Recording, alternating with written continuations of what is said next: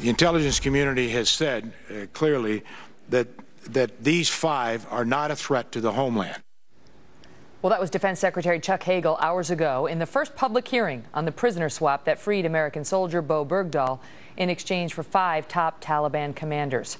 Secretary Hagel repeating a line we've heard a lot in the last 10 days. I wouldn't be doing it if I thought that it was contrary to American national security. These 5 guys are not a threat to the United States. I'm glad to get rid of these 5 people, send them back to Qatar. I'm not telling you that they don't have some ability at some point to go back and get involved, but they also have an ability to get killed doing that. Joining us now, Republican Senator Ted Cruz of the state of Texas. Senator, good to see you tonight. And so your response, I mean, you've got the president, the Senate Majority Leader, the presumptive Democratic nominee, Hillary Clinton, the Secretary of State, all saying, assuring the American people that these 5 guys do not pose a legitimate threat to America.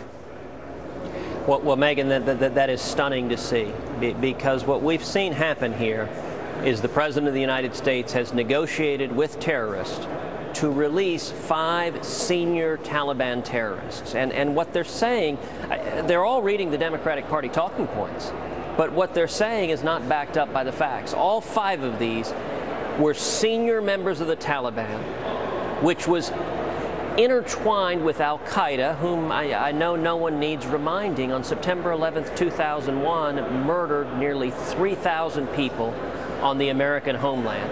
And these terrorists, our young men and women, our soldiers, went and expended blood and treasure to capture these five senior terrorists. They were high priority targets. We captured them, and by releasing them, you know, the president made one very candid admission when he was asked. He said it was, quote, absolutely possible that these 5 senior terrorists would return to actively waging war against America. We're still fighting the war. The Taliban today is fighting against the men and women of our military, trying to kill Americans today. But possible isn't the same thing as probable. And what Hagel said today, what Secretary Hagel said today, was that there was complete unanimity on this decision among the Secretary of State, the Attorney General, the Department of Homeland Security Chief, the Director of National Intelligence, Clapper, who, by the way, a few years ago said we all know what's going to happen if we release these guys, and he didn't mean rainbows and unicorns, and the Chairman of the Joint Chiefs of Staff. Now, if the Chairman of the Joint Chiefs is telling the President,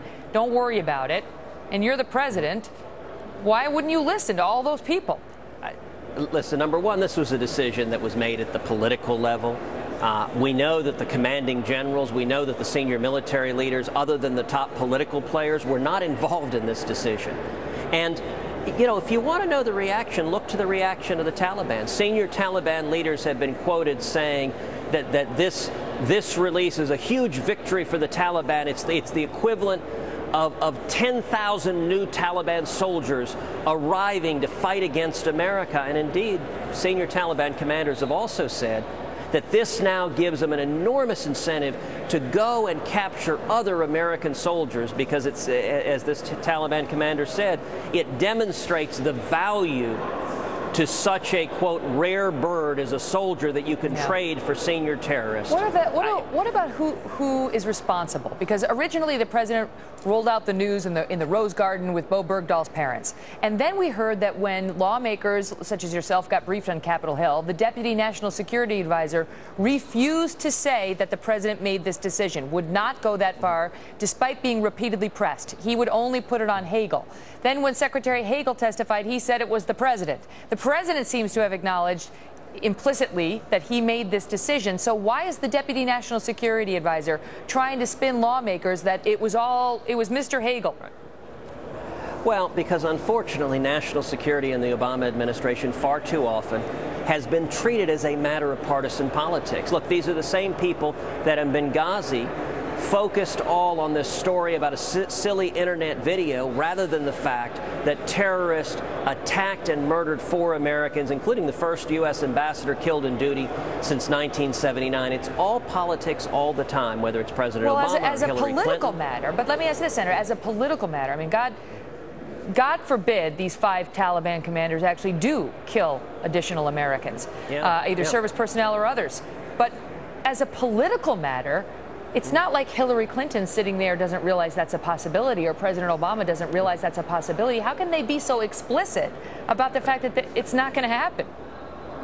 Well, the White House has a pattern, which is when it engages in action, particularly extreme action, it prepares its people with talking points to vilify anyone who disagrees. So it was obvious when the president held the ceremony at the White House with the parents of Sergeant Bergdahl, and it was a moving ceremony. I mean, it was any time you see the parents of a soldier who's been held in captivity welcoming their child back, your heart leaps for them. And I think the White House believed that they could embrace that moment, and that anyone who raised concerns about these senior terrorists being released, they would just vilify as, you don't care about our soldiers.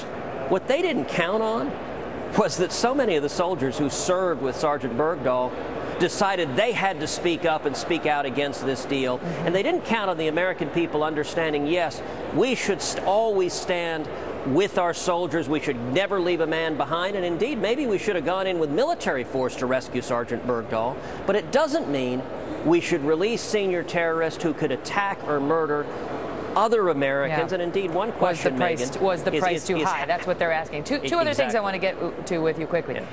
We've been talking tonight about the immigration situation along the southern border. Of course, you're from Texas, and this has been described even by the president as a humanitarian crisis. Darrell Issa today came out and suggested that children may die. They may die as a result of this influx that we're seeing and we cannot handle. What do you believe should be done with the now, upwards of 90,000 children expected to cross the border in a year where we were expecting 6,500? Well, Megan, this is a humanitarian crisis, and it is the direct result of President Obama's lawlessness and unwillingness to enforce the law. In 2011, there were roughly 6,000 unaccompanied minors who came across the border. This year, it is expected there will be roughly 90,000. Next year, they're projecting up to 145,000. And it's important to understand what caused this. This was caused by, in the summer of 2015, President Obama unilaterally and illegally granting amnesty to some 800,000 people who were here illegally who came as children. And what that has prompted is parents throughout Central and South America giving their young children, handing them over to the smugglers. And it's worth emphasizing, Megan, these are transnational global criminal cartels, and parents are giving them teenage girls, teenage boys. These boys are subject, these girls are subject to physical assault, to sexual assault, to being sold into prostitution. It is horrific, and it's because the president won't enforce the law. And our hearts should be breaking. And the answer is to start enforcing the law. Get back to when we were enforcing the law and you didn't see unaccompanied minors coming over in these massive numbers. So they don't think it's going to. I've got to ask you this before I let you go. So you had dual citizenship, Canadian and United States, and you've decided to date us exclusively. So that's nice to hear. Why'd you do that, and does this mean you're going to run for president? Well, as you know, I was born in Canada. My mother was an American citizen by birth, and so under U.S. law, I'm a U.S. citizen by birth. I had been told as a child that I did not have Canadian citizenship because I had to affirmatively claim it. I discovered in the last year that was incorrect, that in fact I had both, and so when I was made aware of that, it struck me that serving as a U.S. Senator, representing 26 million Texans, that I should be an American and only an American. So I made the decision to renounce my Canadian citizenship, and that has been happened. That has happened. Got it. Now, suddenly you started to really enjoy lacrosse and ice hockey, and you said, "Why? Oh, I'm Canadian." Well, we're glad that you've come over exclusively. Thanks for being here, Senator. Well, and I've lived almost my whole life here, and I love America, and so I'm glad to be only an American. All right. Good to see you.